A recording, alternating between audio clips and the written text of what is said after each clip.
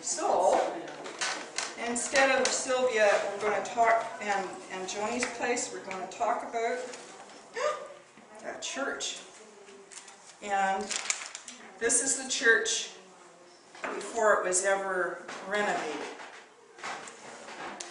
And part of the interest in this church is that women had a lot to do with it. This is the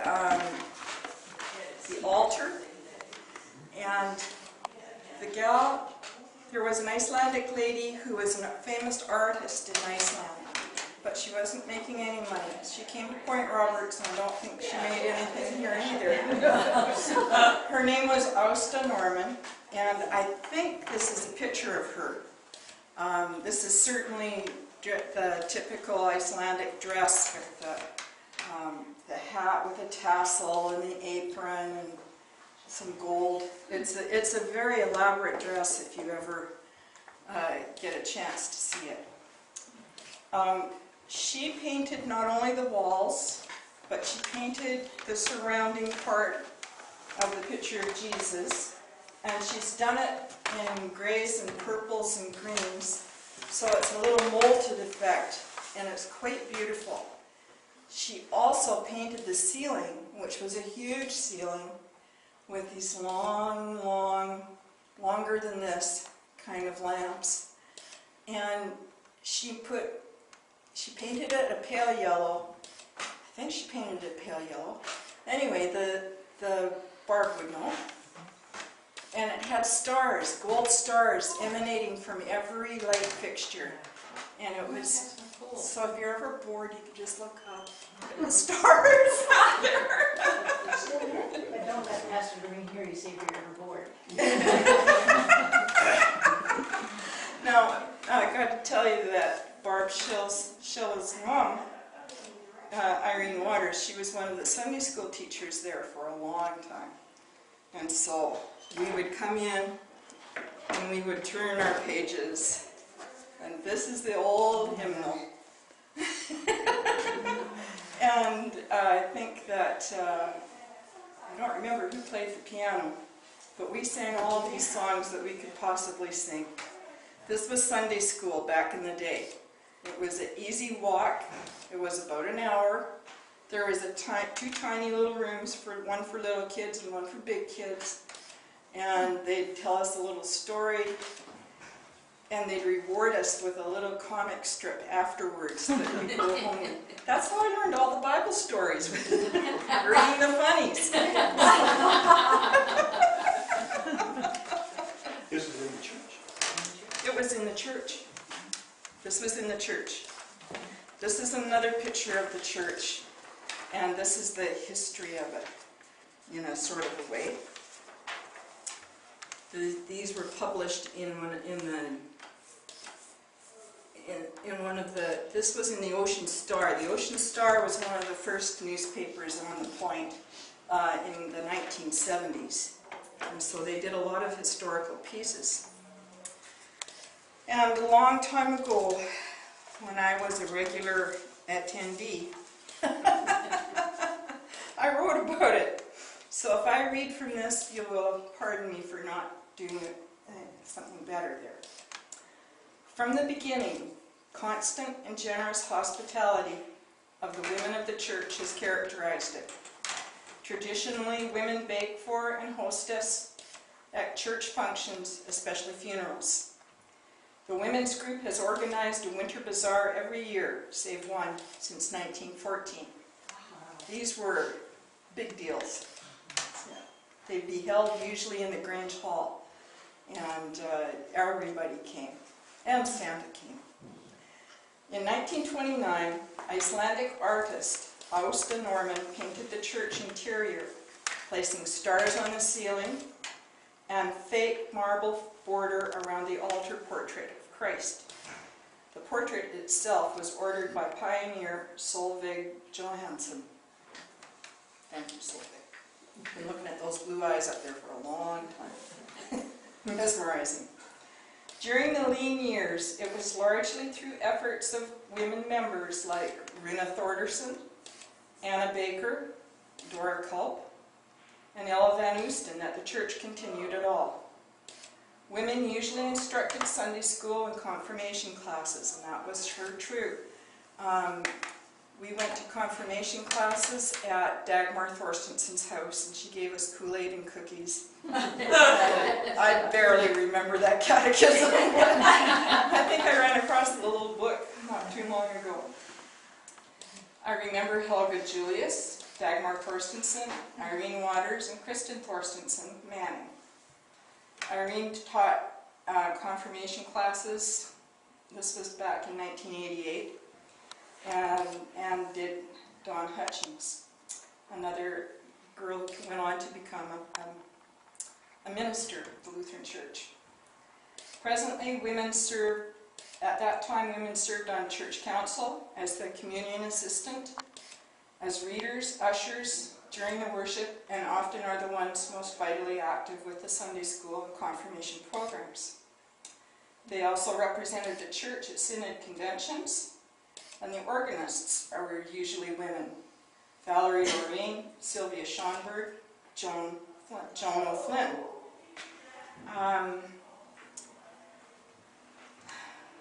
So yes, the other part is that back in the day it was just a piano or an electric or an organ.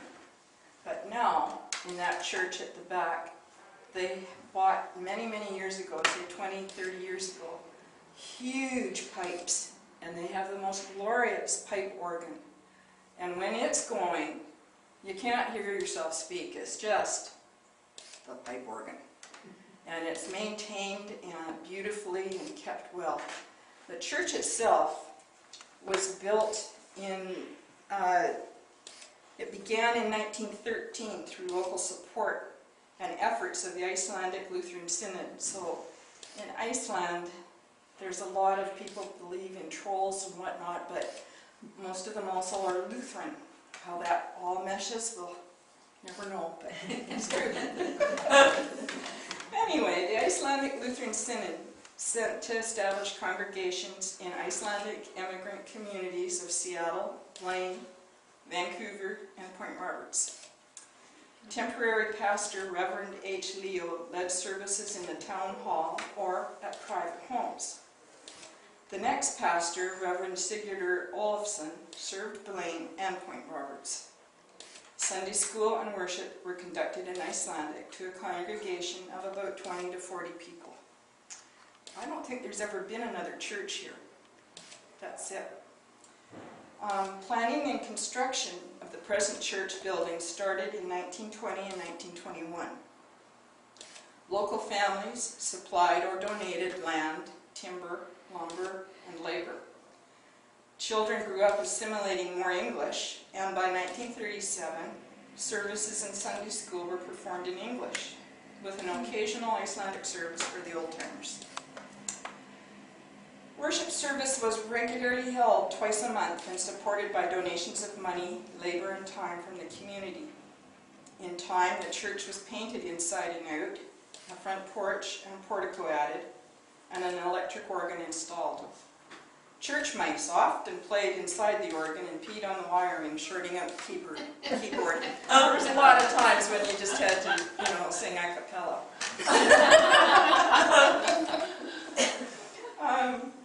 And a huge annual Christmas bazaar provided funds to maintain the church.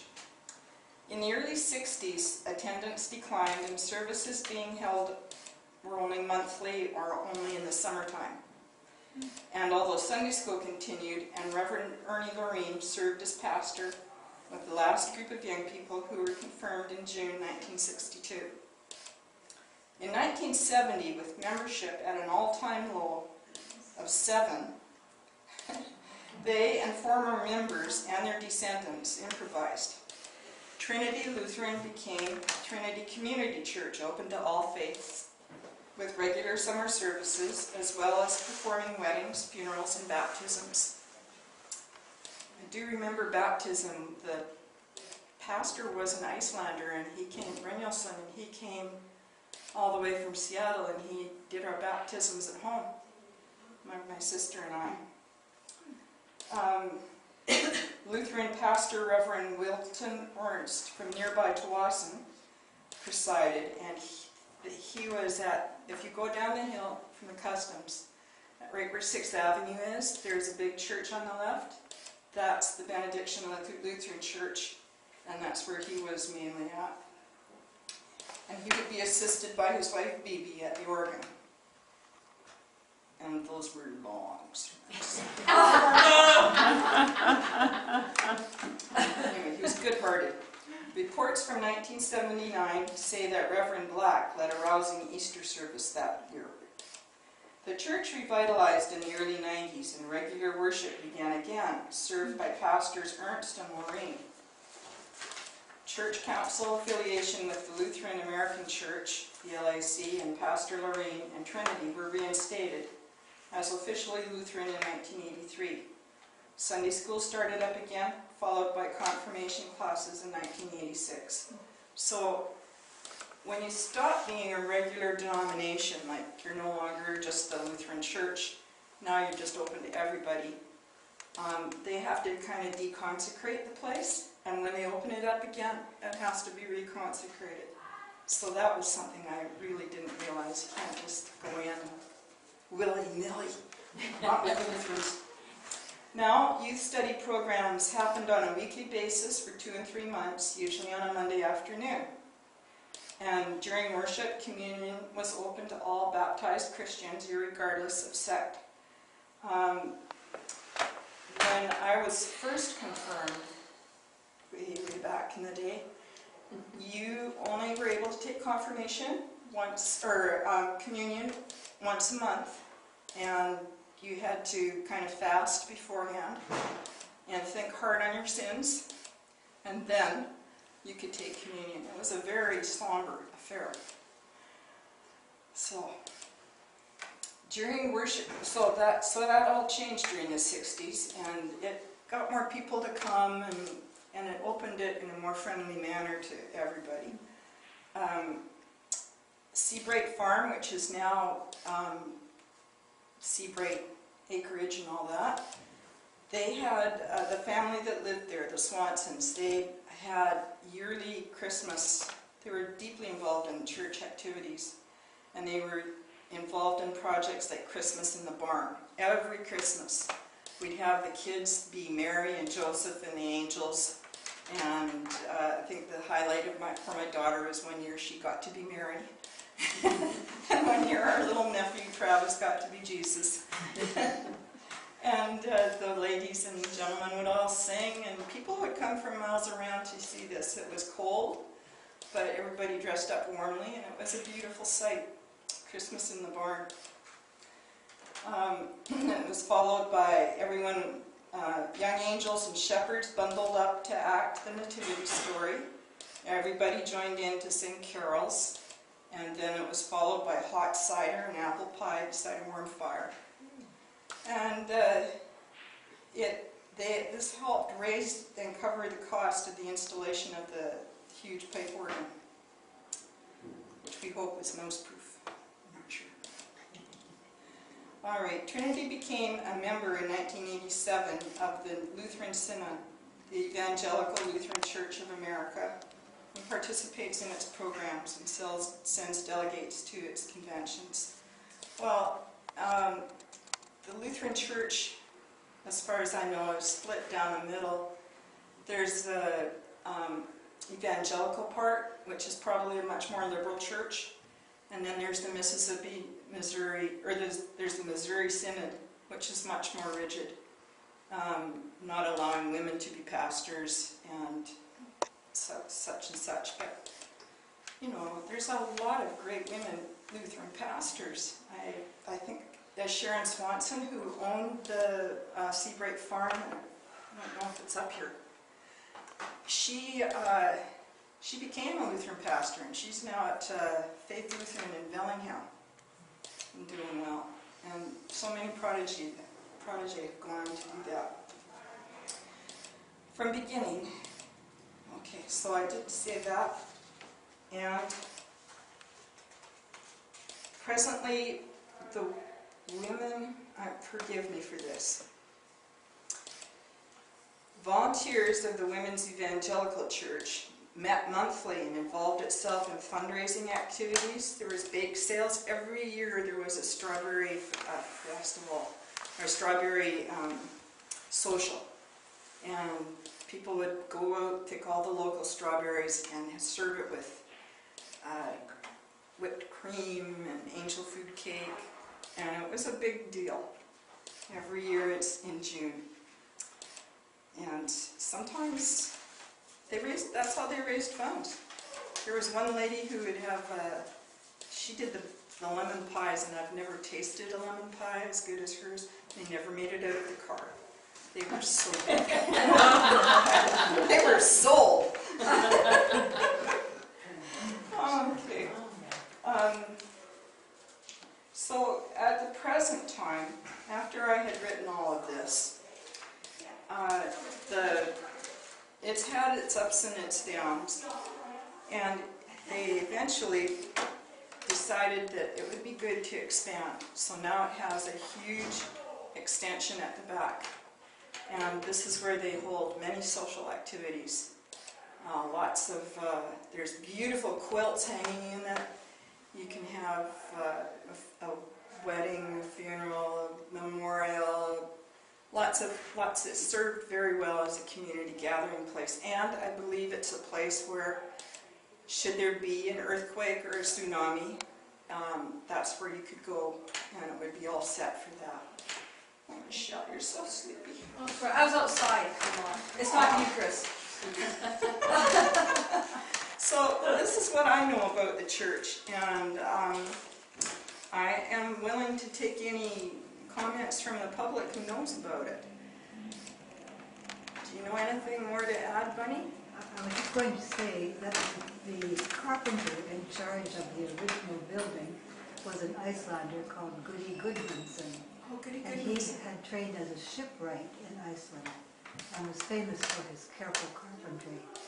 So he led the team. There were skillful carpenters on the point, but he was the lead builder. The master. He also built our house. Oh, all right, Yeah. all right. Very good builders. Those guys were skilled. Yeah. And when you look at it, and it's still standing in its original state, I think underneath there was a partial basement and a lot of boulders. But at one point in time, they had to run a guy wire from one side of the building to the other to keep it going straight. It was getting all cattywampus. Yeah. Cattywampus. Can you spell that? CATYWAMPUS.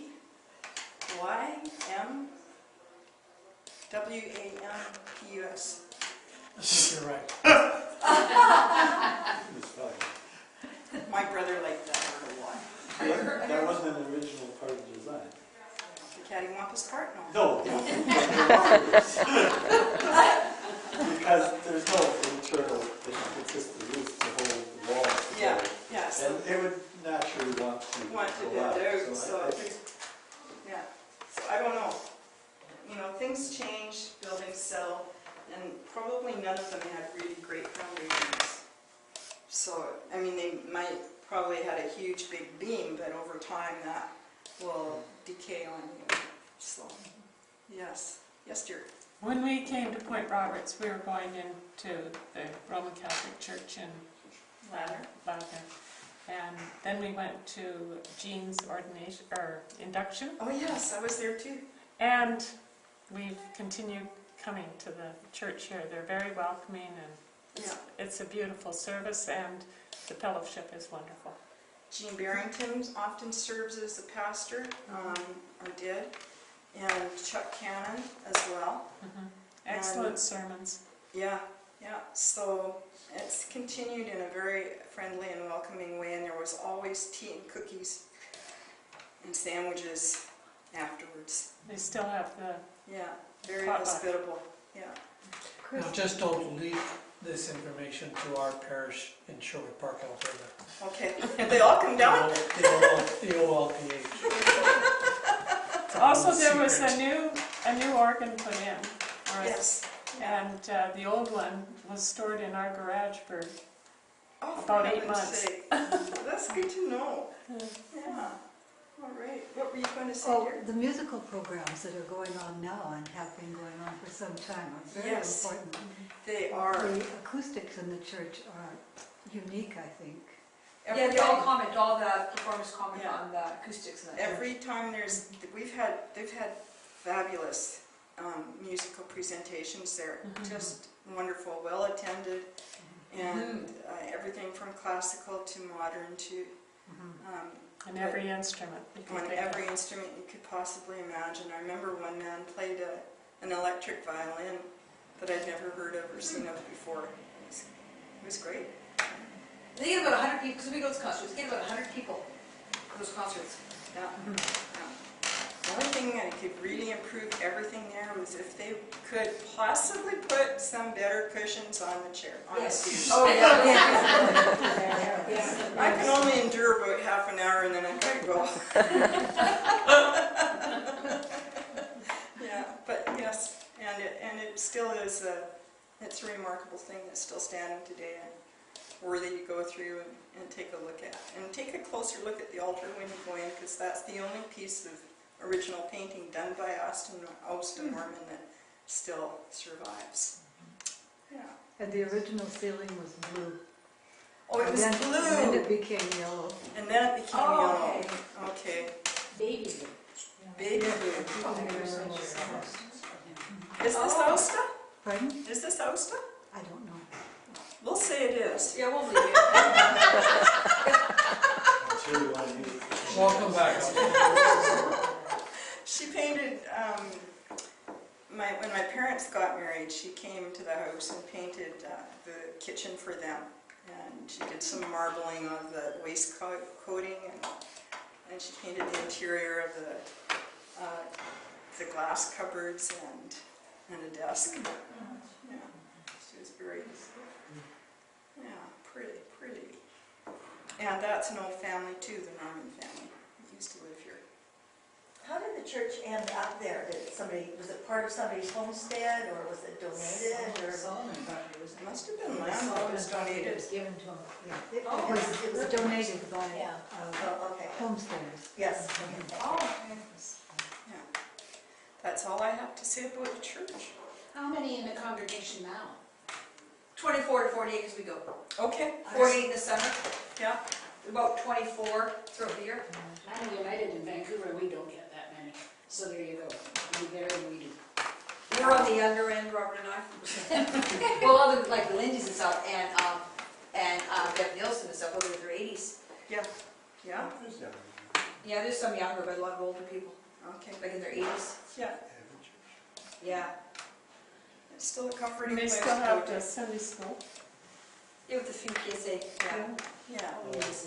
I don't think they have confirmation classes anymore. But But we don't want And they also have the program, the music camp.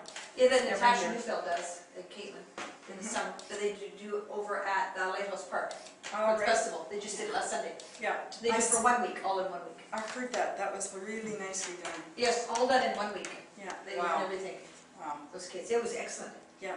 These kids were good. I could hear them. We were. All right. So next week it really will be Sylvia and Joan. And then what's after that, you know? After that, Michelle Whalen from Boundary Bay is going to speak. Okay. And it's a different story too. Her family was Irish. And there were English people and Irish people, and there was one Chinese fellow too. He owned here, Yeah. a little corner on Lighthouse Point. Oh, you're, Yeah, and we have a picture of him hanging here with his garden. oh, neat. Yeah, so you can take a look at that too. So anybody want to come around and look at pictures, the old book, you're welcome. I got quite carried away with women's roles in the church at the time, so that's why you got all that. But they were active. Thank you, When, Chris. when did Pastor Chuck join us? Well, I think he probably joined about 12, 15 years ago when they moved here. They came from Hawaii, and And he's been more than generous and willing to officiate several times. And it's had its ups and downs too, so I think now it's a community church again. It's not just a Lutheran church. So. And I would just comment, and again, we're just here part-time, thanks to 9/11. Yes. But that we look forward to your pastors, and Aw. they include our faith in it as Yeah. well. And in fact, I think your church has been including our church in many of its growth. Which church is yours? The RCs, Roman Catholic. Oh, Catholics, yes, of course. yes. You know, I went to one of the Catholic services years ago when a lady in their church that I knew had died, and they let the women do almost everything except the mass. And I thought that was very beautiful of them, considering how far they have to go. In my humble opinion, they have a long ways to come. And I would say we really enjoyed Pastor Chuck, and he always included a little bit of the ocean. Oh, Yes. yes. Yeah. Well, you know, he's And- sailing He's now. sailing, He's But as you know, his first love is the sea. was, but his first career love was to be part of the church and to bring that. And he kept on to it, even though his employer said, "You're not going to be much of a sailor for us if you're going to be spending your time in following another leader." Yes. So, but you know, in the end, he stayed with it. And, He has a good way with it. and he's got a gift. He's got a He has gift. very good acoustics. Yeah. Excellent. Well, I do congratulate and welcome everybody who goes there still. That's a wonderful thing. Anybody else been to that church? Got something to say that you know about it? Thanks, Chris. Well done, Chris. Thank you.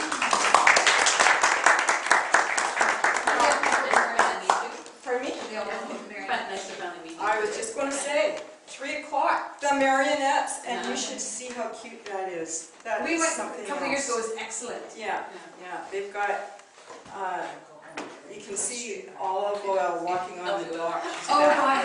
It's just so cute. And Brutus is hiding behind a rock. And And they there's a have couple of pie. little clams down there with their eyes open. It's really cute. I'm looking forward to it, so I